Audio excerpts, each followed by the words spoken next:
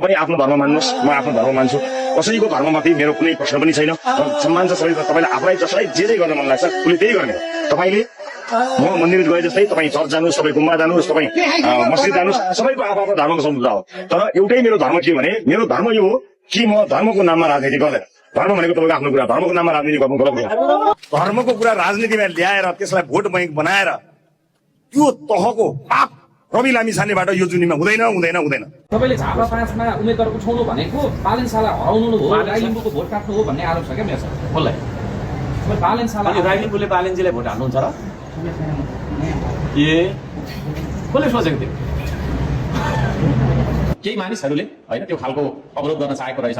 उहाँहरूको इच्छालाई मैले सम्मान गरेर म जाँदिनँ त्यहाँ। तर भगवान जानकीले मलाई नआइज भन्नुभएको होइन। झगडै गर्नुपर्ने भने हामी जति ठुलो झगडा कसैले गर्न सक्दैन हो देशमा, होइन? हामी लडाकुको सन्तान पनि हो, त्यो पनि छ।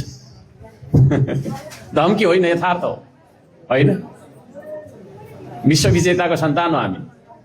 यो कुरा पनि एका राख्नुपर्छ। झगडा